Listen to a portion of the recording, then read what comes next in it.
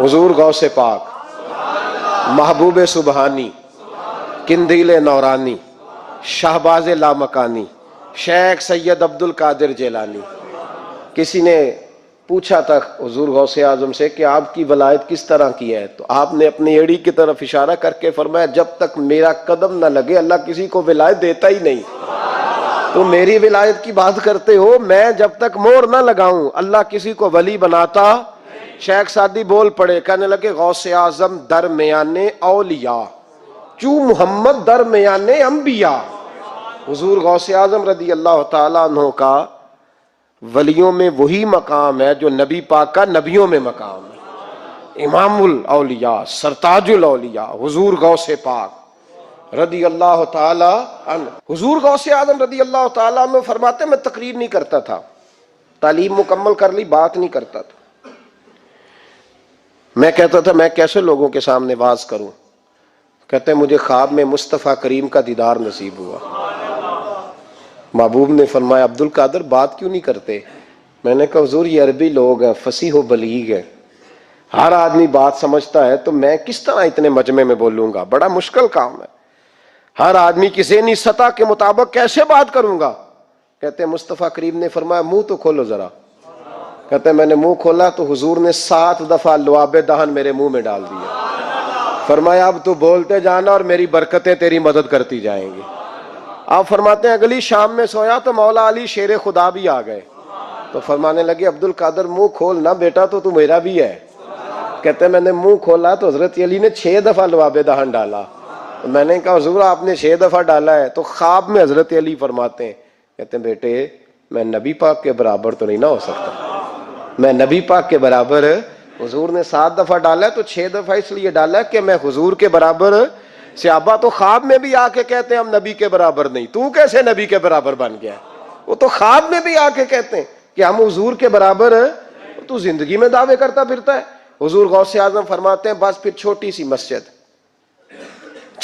مسجد اور اس میں نے تقریر شروع کی، میں اکیلا ہی چلا تھا جانب منزل مگر، پھر لوگ ملتے ہی گئے، پھر کارواں بنتا گیا۔ فرماتے ہیں چھوٹی سی مسجد، پھر مسجد بڑی ہوئی، پھر مجمع بڑھ گیا۔ فرماتے ہیں پھر جامع مسجد، پھر مجمع وہاں بھی کم پڑ گیا، پھر بغداد کی عیدگاہ وہ بھی بھر گئی تو صحرا میں جا کے خیمے لگ گئے۔ کہتے ہیں تقریر ہوتی تو ہزاروں کا مجمع، ہزاروں کا۔ ملا علی قاری کہتے ہیں غوث اعظم کے اجتماع میں 70 ہزار لوگ شریک ہوتے تھے، ہزاروں علماء کاغذ قلم لے کے بیٹھے ہوتے تھے کہ غوث پاک جو باتیں بیان کریں گے تفسیری نقطے ہم نے نوٹ کرنے۔ اور حضور غوث اعظم کو اللہ نے یہ کمال دیا تھا، کمال، یہ آپ کی کرامت تھی کہ بغیر سپیکر کے بولتے تھے، جیسی سمجھ پہلے والے کو آتی تھی ویسی آخری والے کو آیا کرتی تھی۔ آج نا کرامت کی بات آتی ہے تو بندے چھپنے لگ جاتے ہیں، کہتے ہیں نہیں یہ نہیں ہو سکتا، بڑا مدافعانہ سا عمل، بڑا شرمندہ سا لب و لہجہ جی وہ غوث پاک۔ ایک دن ایک صاحب کرامت بیان کر رہے تھے تو بڑے جھجک کے حضور غوث اعظم، میں نے کہا تو بیٹھ مجھے بیان کرنے دے، تو ڈر رہا ہے کرامت سے ڈر رہا ہے، مجھے بیان کرنے دے، میں بیان کرتا ہوں، مجھے بیان کرنے دے۔ ملا علی قاری علیہ رحمہ نے لکھا ہے، دیگر بہت سارے لوگوں نے لکھا ہے، غوث اعظم خطبہ دے رہے تھے، تقریر کر رہے تھے، اچانک ہاتھ آگے بڑھایا تو یہاں تک ہاتھ بھیگ گیا غوث اعظم کا۔ ہاں کھول کے دیکھے، کھول کے بات کر رہا ہوں، ہاتھ یہاں تک بھیگ گیا۔ مرید کہتے ہیں ہم نے پوچھا حضور پانی بھی کوئی نہیں، ہاتھ بھیگ گیا۔ میں چپ کر کے سبق پڑھو، شاگردوں کو پڑھا رہے، چپ کر کے سبق پڑھو۔ تھوڑی دیر گزری، چند گھنٹے تو ایک قافلہ آ گیا، سارے لوگ پانی میں بھیگے ہوئے ہیں۔ حضور غوث اعظم کے سامنے کھڑے ہوئے، کہا حضور آپ نے بڑی کرم نوازی فرمائی، بڑی کرم نوازی۔ وہ شاگرد کہنے لگے ہوا کیا؟ تو وہ لوگ کہنے لگے کشتی میں بیٹھے تھے تو کشتی ڈوبنے لگی، ہم نے کہا یا شیخ عبد القادر جیلانی، خدا کے فضل سے ہم پر ہے سایہ غوث اعظم کا، ہمیں دونوں جہاں میں ہے سہارا غوث اعظم کا۔ کہتے ہیں حضور غوث اعظم نے وہاں بیٹھے ہاتھ لگایا اور ڈوبتی کشتی کو باہر نکال لیا، اور ڈرنے لگے، کہنے لگے جناب یہ کرامت لوگ نہیں مانیں گے۔ تو میں کہا جنہیں نہیں مننا نہ مننے۔ ایک عیسائی مسلمان دونوں جھگڑا کر رہے ہیں، غوث اعظم گزر رہے ہیں، جھگڑا ہو رہا ہے۔ عیسائی مسلمان سے کہتا ہے ہمارے نبی عیسیٰ علیہ السلام نے مردے زندہ کیے، تمہارے نبی نے بھی کو کیا تو بتاؤ۔ مسلمان پڑھا ہوا نہیں تھا، حالانکہ نبی پاک نے بڑے مردے زندہ کیے، پڑھا نہیں تھا، بتا نہ سکا۔ غوث اعظم کے کان میں آواز گئی تو جا کے عیسائی کا بازو پکڑ کے جھنجھوڑا، فرمانے لگے کیا کہا تم نے؟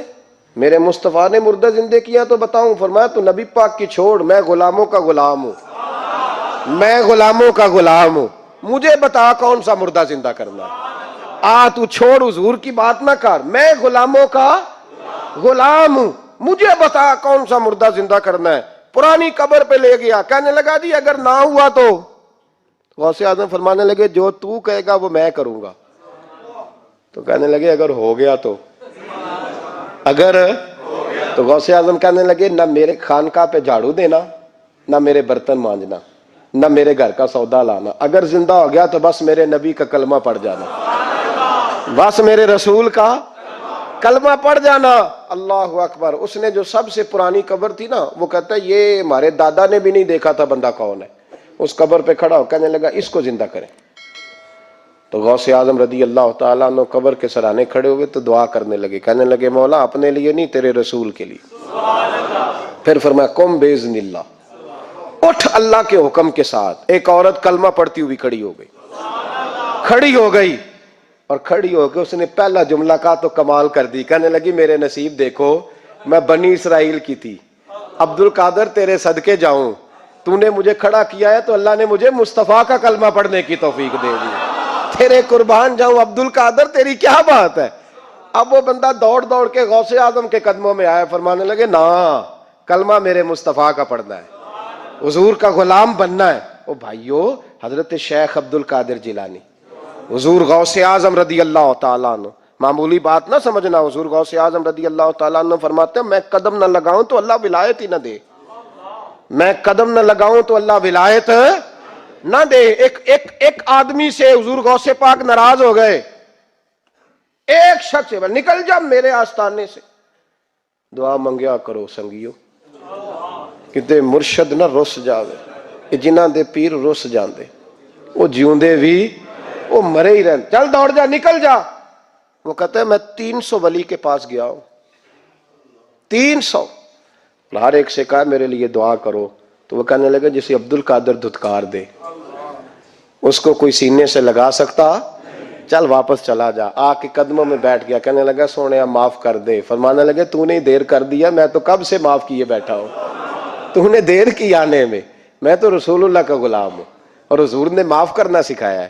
حضور غوث پاک واز کرتے، نصیحت کرتے، اور چونکہ نہ شہرت کے لیے، نہ مال کے لیے، نہ نوٹوں کے لیے، اس لیے غوث اعظم جب تقریر کرتے نا، ایک دن بغداد میں بارش شروع ہو گئی، خطاب ہو رہا تھا، لوگ بکھرنے لگے، تو 2 جملے غوث پاک کے، کہنے لگے یا اللہ تو دلوں کے بھید جانتا ہے، اگر بندے میں نے اپنی ذات کے لیے اکٹھے کیے ہیں تو تیز بارش برسا، دوڑا دے سارے، اگر تیرے لیے اکٹھے کیے ہیں تو پھر بھی تیری مرضی، رکھنے ہیں تو رکھ، بھیجنے ہیں تو۔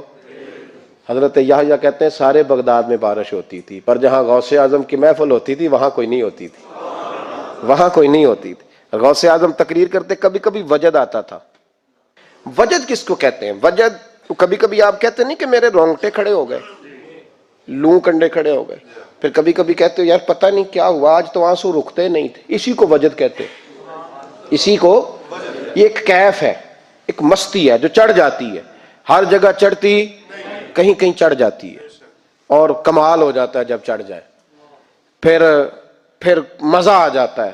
نہ انکار کریں اج میراں، اج موسم بڑا سہانا، مستی دا اج می برسا دے، نہیں پیاس دا کوئی ٹھکانا، تیرے کول اتر پرانا تے ساڈا درد بھی بڑا پرانا، تے میرا ہس ہس ٹال نہ سانو، اسی پیتیوں باج نہیں جانا۔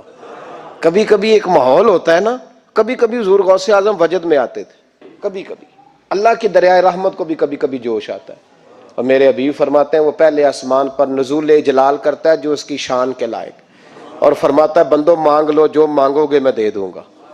میرے محبوب کے دریائے رحمت کو بھی جوش آتا تھا، حضور فرماتے تھے آج پوچھو جس نے جو پوچھنا ہے، پوچھو۔ حضور فرمایا کرتے تھے، ایک دن حضرت ربیہ بن کعب سامنے کھڑے ہیں تو میں سال یا ربیہ، ربیہ جو دل کرتا ہے مانگ لے، تیرا نبی تجھے دے دے گا۔ کبھی کبھی دریائے کرم جوش میں، تو غوث اعظم کو کبھی کبھی جوش آتا تھا، ایک دن تقریر کرتے کرتے کرتے کرتے جذبات میں آ گئے، جوش میں، یوں نظر اٹھائی تو حضرت خضر گزر رہے تھے اوپر سے، اور جوش جذبات میں فرمانے لگے، او بنی اسرائیل کے ولی، ذرا نیچے تو اتر، ذرا محمد عربی کے غلام کی بھی چند باتیں سن کے جا، آج تجھے سناؤں رسول اللہ کے غلام کس طرح کے ہوتے ہیں۔ حال میں وجد میں کیف میں تھوڑی دیر گزری تو تڑپنے لگے، مجمع پہ سکوت طاری، لوگ سمجھ نہیں رہے ہو کیا رہا۔ ایک آپ کے خلیفہ تھے حضرت علی بن ہیتی، وہ دیوار کے ساتھ ٹیک لگا کے سو رہے تھے، سارا مجمع دم بخود ہے، یہ کیا ہونے لگا؟ غوث پاک اٹھے، تقریر وہیں رہ گئی، علی بن ہیتی کے پاس جا کے یوں ہاتھ باندھ کے کھڑے ہو گئے اور دیر تک نبی پاک پہ درود پڑھتے رہے۔ ان کی آنکھ کھلی تو وہ بھی روئے، غوث اعظم بھی روئے، دعا ہو گئی، جلسہ ختم۔ غوث پاک سے تو پوچھنے کی طاقت ہی نہیں تھی نا کسی کی، ان سے کون پوچھے؟ لوگ حضرت علی کے پاس، حضرت علی بن ہیتی رحمت اللہ علیہ، حضور یہ کیا ہوا، ہمیں سمجھ نہیں آئی۔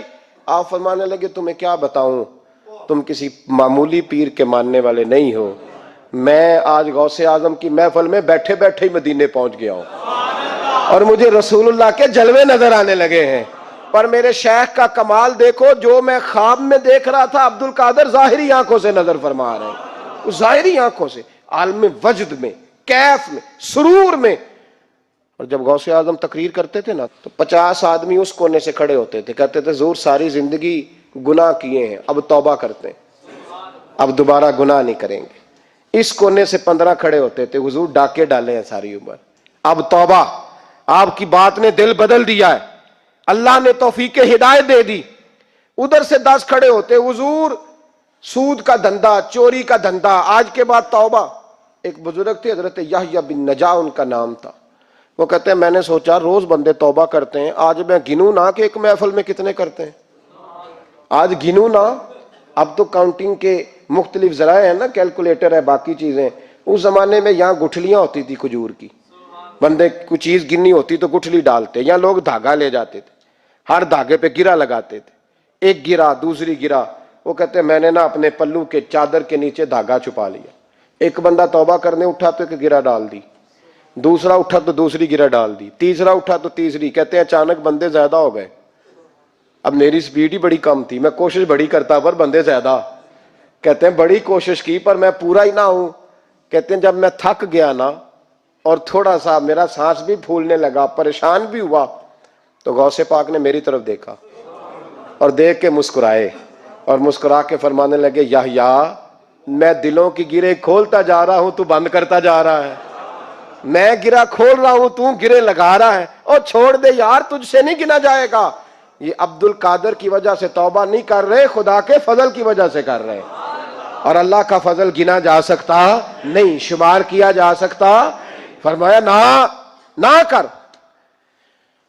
آپ نے 40 سال لوگوں کو تبلیغ فرمائی، ہزاروں یہودیوں نے کلمہ پڑھا، لاکھوں نے، عیسائیوں کا بڑا عالم تھا، وہ کہتا ہے میں پوری انجیل پڑھتا تھا، جتنے نسخے تھے سب مجھے یاد تھے، لیکن میں متاثر ہو گیا اسلام سے، یمن کا رہنے والا تھا، میں نے ایک ٹھان لی اس کے ہاتھ پہ کلمہ پڑھنا ہے جو اس وقت نبی پاک کی امت میں سب سے زیادہ شان والا ہو۔ کہتے ہیں میں سویا تو خواب میں جناب عیسیٰ کا دیدار ہوا اور مجھے کہنے لگے تلاش کرنے کی ضرورت ہی کوئی نہیں، بغداد چلا جا، بغداد حضور غوث پاک کی بارگاہ میں، فرمانے لگے اس وقت نبی پاک کی امت میں سب سے زیادہ شان اللہ نے حضور غوث اعظم کو عطا فرمائی، شیخ عبد القادر جیلانی رضی اللہ تعالیٰ، غوث پاک۔ ہم کوئی دیوانے لوگ نہیں، یا ہمیں شعور نہیں، یا ہمیں عقل نہیں، ساری زندگی کھل کے جس چیز کا زیادہ تعارف کرایا وہ غوث اعظم کی نسبت ہے۔ اب تو ہمارے ہاں پیری مریدی کا رواج ہی نہیں نا، حضرت باعزید بستامی فرماتے تھے میں اس مولوی کے پیچھے نماز نہیں پڑھتا جو کسی کا مرید نہ ہو، جس کا اپنا پیشوا کوئی نہیں وہ میری پیشوائی کیسے کرے گا۔ حضرت مخدوم اشرف جہانگیر سمنانی فرمایا کرتے تھے میں تو اس دکاندار سے سودا نہیں لیتا جو کسی کا مرید نہ ہو، اس لیے کہ جس نے تربیت ہی نہیں لی، جس کے اندر درد ہی نہیں، روحانیت ہی نہیں، اس کا پیشوا ہی کوئی نہیں، کس طرح اب تو ماحول نہیں نہ رہا۔ لیکن یاد رکھو یہ نسبت اتنی تگڑی ہے، اتنی تگڑی کہ ہمارے صوفیاء نے ساری زندگی غوث اعظم کا غلام کہلانے میں فخر محسوس کیا ہے۔ کیا رشتہ داری تھی اعلیٰ حضرت بریلوی کی ان سے، کیا تعلق تھا پیر میر علی شاہ صاحب کا ان کے، کیا ان کا، لیکن ان لوگوں نے ساری زندگی کھل کے غوث اعظم کے تذکرے کیے۔ کیوں؟ غوث اعظم نے 40 سال عشاء میں وضو کیا اور فجر تک اللہ کی عبادت کی۔ فرماتے ہیں میرے مالک نے کہا عبد القادر کچھ مانگ لے، نہ اپنے لیے مانگا نہ اولاد کے لیے۔ کہنے لگے مولا قیامت تک جو میرا نام لے نا اسے بغیر توبہ کے مرنے نہ دینا، مرنے لگے تو توبہ کی توفیق دے دینا۔ فرماتے ہیں میرے مالک نے وعدہ کیا ہے جو میرا ماننے والا ہوگا بغیر توبہ کے نہیں مرے گا۔ اور حضور غوث پاک رضی اللہ تعالیٰ عنہ فرماتے ہیں میں تو قیامت میں بھی اتنی دیر جنت میں نہیں جاؤں گا جب تک سارے مرید نہ ساتھ چلے جائیں، میں نے جانا نہیں، کھڑا ہو جاؤں گا، عرض کروں گا مولا بھیج۔ میں نے کہا یہاں بھی لوگ ڈر جاتے ہیں، یہ کیسے ہو سکتا ہے؟ اور بھائی پڑھو نا مشکاہ شریف، میرے نبی پاک علیہ السلام نے فرمایا ایک بندے نے ایک اللہ کے بندے کو پانی پلایا تھا، قیامت کے دن اللہ اس کی برکت سے اس گناہگار کو جنت عطا کر دے گا۔ اور حضور نے فرمایا بخاری میں المرء مع من احبا، جو جس سے محبت کرے گا قیامت میں اسی کے ساتھ اٹھایا جائے گا۔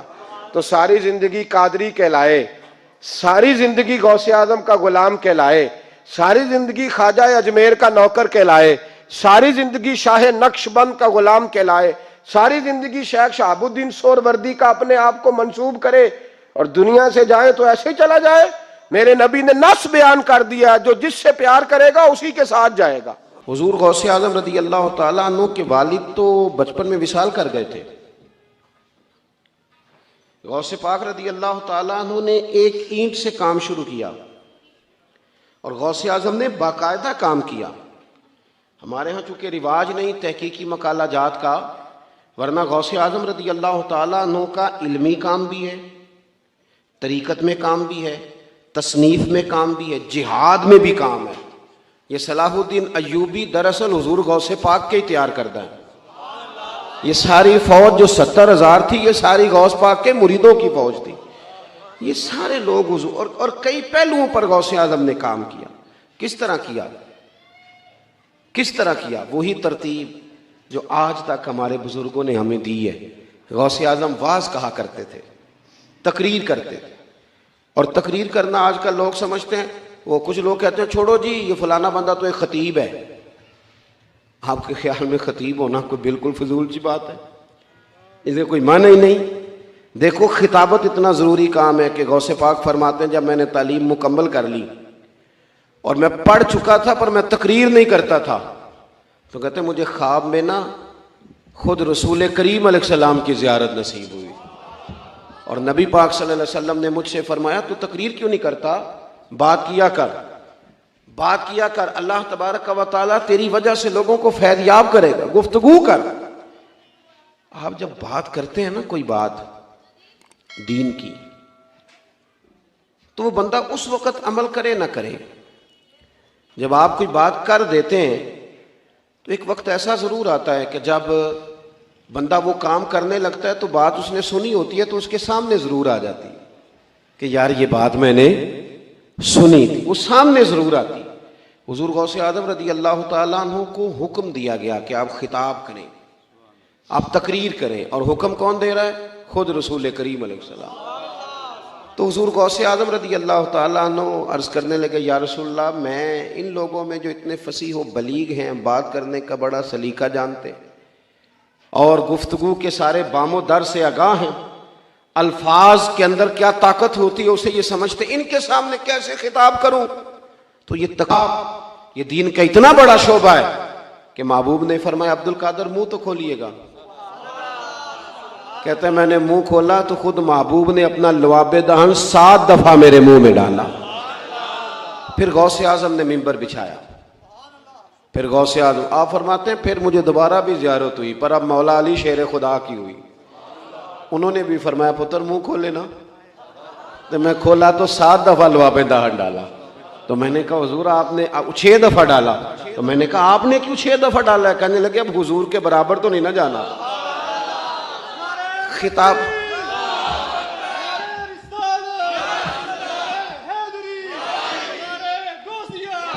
اللہ آپ کو جزائے خیر، سنیں اللہ تعالیٰ آپ کو برکات عطا فرمائے۔ حضرت پیر صاحب بھی تشریف فرمائیں، حضرت استاد العلماء بھی تشریف فرمائیں، ماشاءاللہ سے رونقیں بڑھ گئی ہیں. تو اب یہ کہ بزرگوں کو بھی زیادہ دیر نہیں بٹھانا چاہیے، کچھ باتیں کر لی جائیں جلدی سے آپ کے ساتھ. آپ نے نا گفتگو شروع فرمائی، تقریر شروع کی. پہلے چھوٹی مسجد میں تھے، رش زیادہ ہو گیا. میں نے شروع میں کہا ہے کہ میری طرح کے کئی لوگ دعوے کریں گے ہم نے بڑی محنت کی، کر جاتے ہیں لوگ دعویٰ، لیکن یہ محنت کا نا تھوڑا سا ہی دخل ہوتا ہے، باقی فضل الہی ہوتا ہے سارا. اللہ ہی اسباب بناتا ہے، رب ہی طریقے عطا کرتا ہے، وہی قبول عام کسی کو دے دیتا ہے، اپنے ہی اس کے فیصلے ہیں. میں تو اکیلا ہی چلا تھا جانب منزل مگر، پھر لوگ آتے ہی گئے اور کارواں بنتا گیا. زیادہ تر اللہ تعالیٰ کی مدد اور اس کے کرم کا ہی دخل ہوتا ہے. چھوٹی مسجد سے بڑی مسجد میں گئے، پھر وہاں بھی رش ہو گیا تو پھر عیدگاہ میں چلے گئے، پھر وہاں سے بھی لوگ بڑھ گئے. تو پھر غوث اعظم نے باہر کھلے میدان میں ڈیرا لگایا. 70 ہزار لوگ ایک وقت میں خطاب سننے آتے تھے. اور خطاب وہ والا نہیں کہ جو بس خطاب ہے، جو بندہ کہے سویرے مجھے نہیں پتا کیا بیان ہوا تھا، وہ والا نہیں. اتنا علمی، فکری اور اس قدر زیادہ تربیتی کہ 400 علماء کاغذ قلم لے کے بیٹھتے تھے جو حضور غوث اعظم کے ارشادات کو نقل کیا کرتے تھے. یہ جو گفتگو ہوتی ہے نا، حدیث بتاتی ہے اس میں جادو ہوتا ہے، یہ اپنا رنگ دکھا جاتی ہے، اس میں نہ کوئی کچھ اثر ہوتا ہے، یہ کر جاتی ہے اپنا کام. شیخ یحییٰ بن نجاح کہتے ہیں مجھے تھوڑا تھوڑا شکوہ ہوتا تھا، یہ بھی بڑے علماء کے استاد تھے، حضور غوث اعظم کے ہم اثر ہیں. کہتے ہیں میں نے اپنے شاگردوں سے کہا وہاں کیوں جاتے ہو دوڑ دوڑ کے؟ تو ایک دن ایک شاگرد کہنے لگا استاد جی چلیں آپ بھی ایک دن آ جائیں. تو مشکل ہوتا ہے نا تھوڑا سا، میری طرح کے آدمی جنہیں 2 4 5 بچے جاننے لگ جائیں چاہے دنیا دار ہی، تو وہ کسی اور کو مانے، یہ بات ذرا مشکل ہو جاتی. تو کہتے ہیں میں چہرے پہ کپڑا لے کے چلا گیا، چھپا کے اپنا آپ. لیکن جب شیخ نے گفتگو چھیڑی نا تو رب کریم کے بندوں کی باتوں میں بڑا اثر ہوتا ہے. اور اکثر وہ باتیں لچھے دار نہیں، سادہ ہوتی، پر وہ کمال کر جاتی ہیں. کہتے میں تو چھپ کے بیٹھا تھا نا، پھر کپڑا کب سرکا پتہ نہیں چلا، پھر چہرہ کب کھلا پتہ نہیں چلا. فرماتے ہیں پھر آنسو کب آئے پتہ کوئی نہیں چلا. اور پھر دنیا ساری چلی گئی، جلسہ ختم ہو گیا.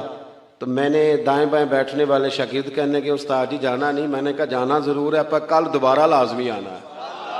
اگلے دن پھر فرماتے میں اگلے دن گیا. حضرت شیخ کی مجلس مبارکہ کا یہ طریقہ ہوتا تھا. میں نے آپ کو شروع میں کہا نا کہ یہ موبائل، یہ اب تو ہم نا، میں نے جمعے میں بھی دوستوں سے کہا تھا کہ شو پیس نہ بنائیں اپنے بزرگوں کو، یہ صرف فوٹو بازی میں نہ رکھیں چیزوں کو، یہ شو پیس نہ بنائیں. آپ چیزوں کو نا خوبصورت کریں. مطلب یہ کہ یہ محافل ہم جب منعقد کرتے تھے تو اس کے پیچھے ہمارے مقاصد روحانی ہوتے تھے. آمنے سامنے بیٹھیں گے، کوئی بات کریں گے. کئی دفعہ کوئی سنگ دل رو نہیں سکتا، پر کسی رونے والے کو دیکھتا ہے تو رو پڑتا ہے، اس کا لطف بڑھ جاتا ہے. یہ محافل کا یہ نفع ہوتا. لیکن ہم نے اس کو بھی نا فوٹو بازی میں، کچھ لوگ پوری محفل میں بڑے پریشان ہوتے ہیں کہ کوئی فوٹو 2 4 بنانے کا موقع نہیں ملا، بڑے پریشان، تکلف بڑھ جاتا ہے. اور یوں محسوس ہوتا ہے کہ جیسے یہ کام نہ زیادہ فوٹو سے. بڑے بڑے پروگرام، یہ تھوڑے دن پہلے مجھے یہ سرکاری کام چل رہا تھا نا شان مصطفیٰ کا، تو انتظامیہ کو مصیبت بنی ہوئی تھی کہ ہفتہ کیسے گزارنا ہے.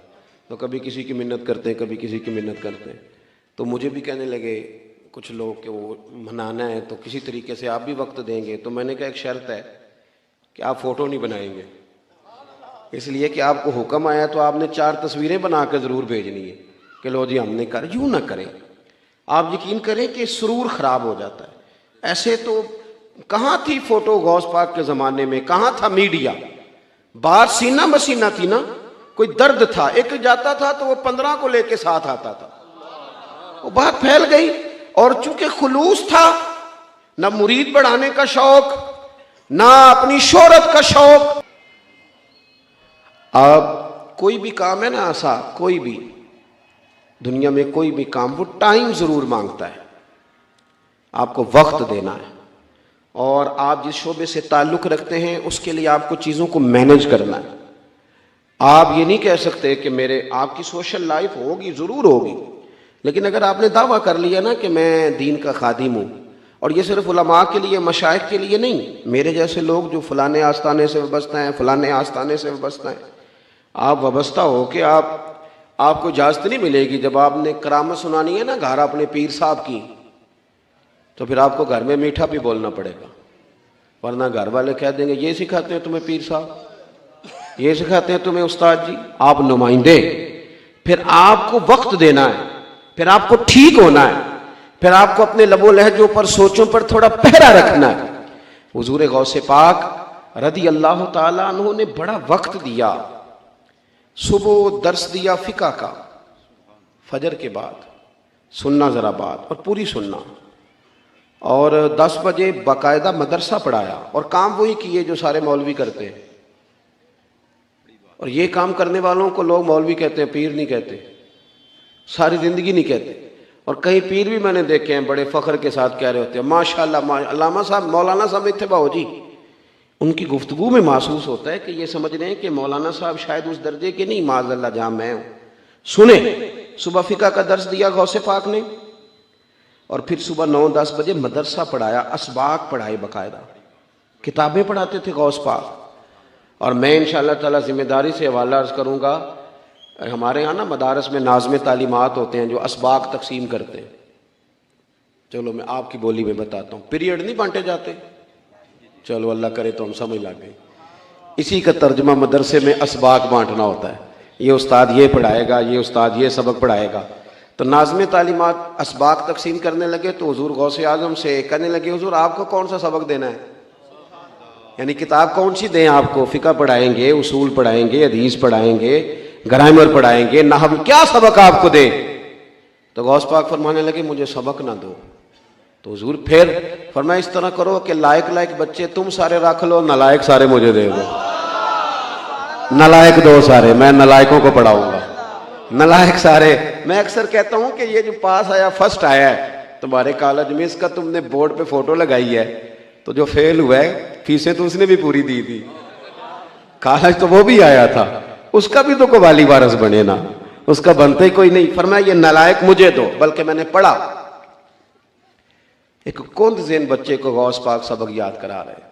یہ مدرسوں کے بچے بڑے پیار کے قابل ہوتے ہیں اور بڑے بڑے انوکھے ہوتے ہیں، آپ یقین کریں کبھی کبھی یہ اتنا پیار دے جاتے ہیں کہ دل ٹھنڈا ہو جاتا ہے، مزہ کر جاتے ہیں۔ تو ایک بچہ تھا، غوث پاک سبق پڑھا رہے تھے، تو وہ نا کند ذہن تھا بیچارہ، یاد ہی نہیں ہوتا تھا۔ 2-4 دفعہ حضور غوث اعظم نے اس پر محنت کی، پڑھایا، سکھایا۔ تو ایک مرید عرض کرنے لگے استاد کے حضور آپ چھوڑیں، یہ کند ذہن ہے۔ تو آپ فرمانے لگے نا بھائی، کوئی مداخلت نہ کرے، مجھے اس سے پیار کرنے دو، تمہیں کیا پتا وقت کیا ہے، آئندہ حالات کیا ہیں۔ وہ استاد کہتے ہیں پورا ہفتہ نہیں گزرا تھا کہ وہ طالب علم انتقال کر گیا۔ اب مجھے سمجھ آئی کہ سرکار غوث اعظم کا اس سے محبت کا یہ انداز کیوں تھا۔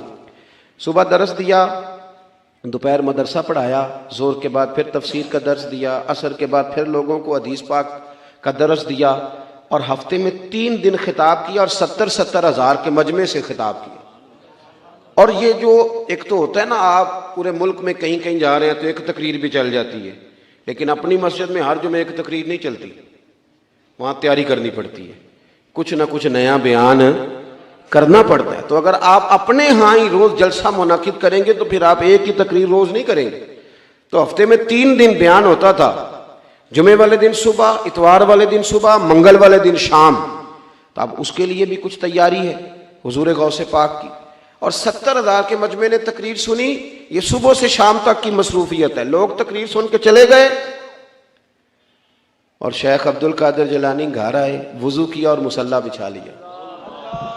انہوں نے نہیں کہا کہ تقریر بھی تو نفل ہی ہے نا، انہوں نے نہیں کہا کہ درس فقہ بھی تو نفل ہی ہے نا، اور پھر ساری رات انہوں نے رب کریم کی یاد بھی کی۔ اس ترتیب سے کبھی کبھی بڑی مشکلات آ جاتی ہیں۔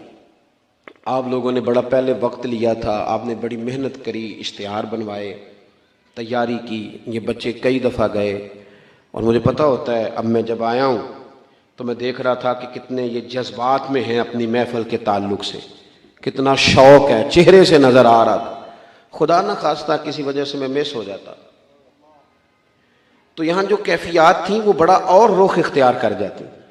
میں نے کہا کہ دین کا کام بڑی محنت مانگتا ہے آپ کو، اور پھر انسان ہے، اس کے ساتھ سوشل لائف وابستہ ہے، کئی جگہوں پہ اس کے رشتے ہیں، تعلقات ہیں.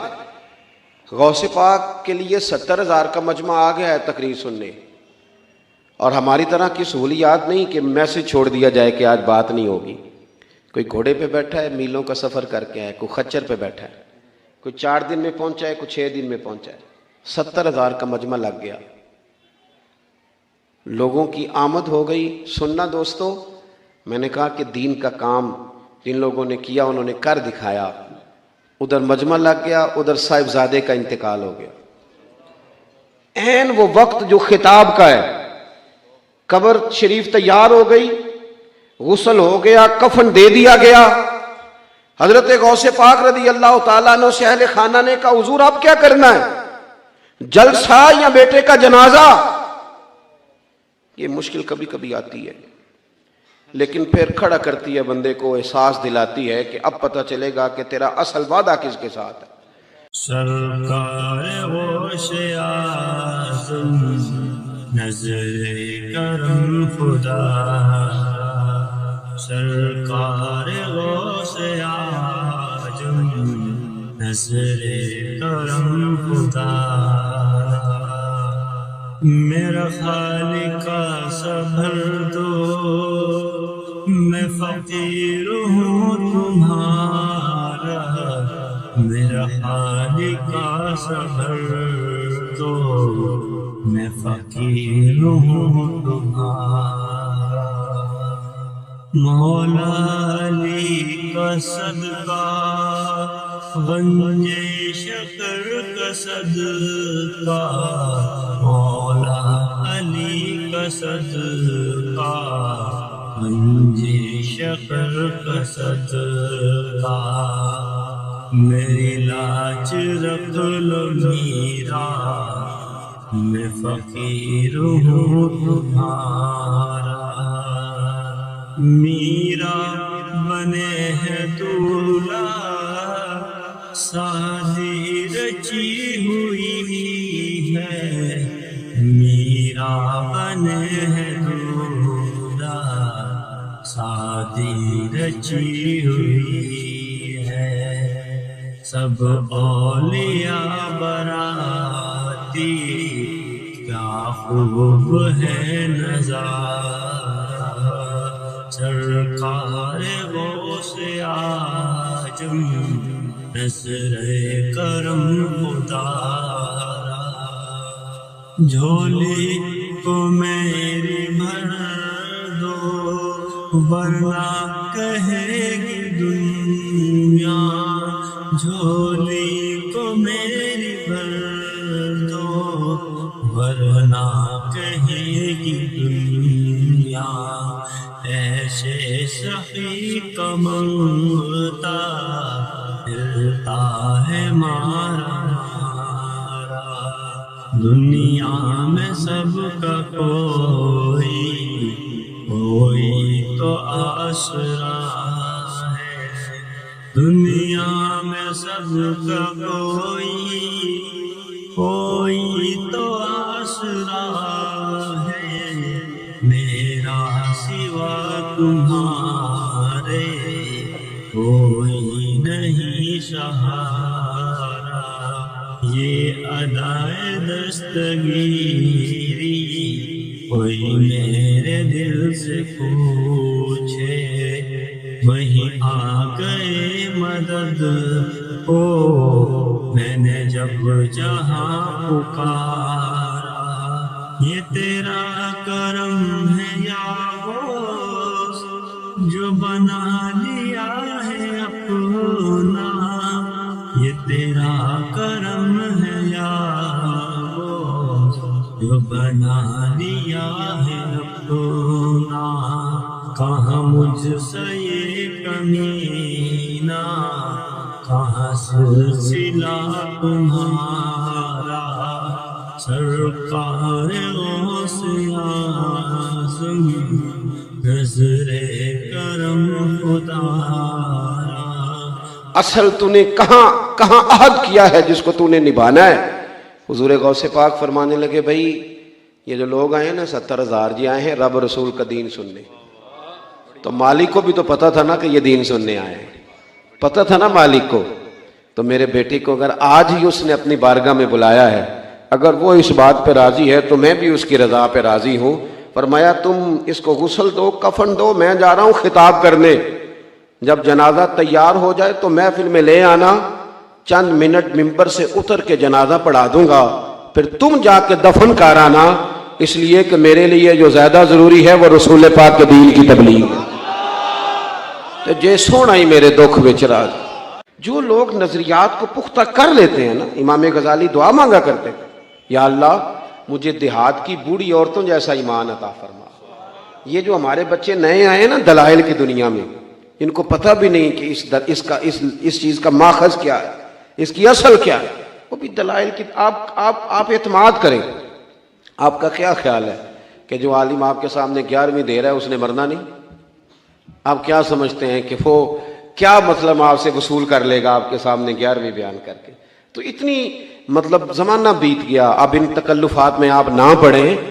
आला हज़रत बरेलवी से ज़्यादा मैं हवाला क्या पेश करूं। सैयद मुहद्दिस आज़म कचोचवी रहमतुल्लाह अलैह फरमाते हैं कि 11वीं शरीफ के न्याज थी तो शरीनी का एक टुकड़ा ज़मीन पे गिर गया।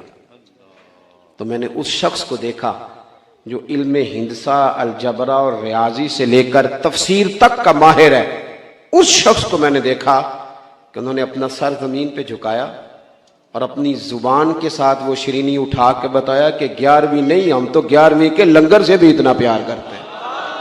तो आप पक्के बने, सारी जिंदगी कहानियों में रहेंगे तो अमल का रास्ता मुश्किल हो जाएगा। अल्लाह के हुजूर दुआ है, अल्लाह दीन के इबलाग की तौफीक दे, दीन की तरवीज में अपना किरदार अदा करने की तौफीक दे। आखिर दावा अनिल हम्दुलिल्लाह।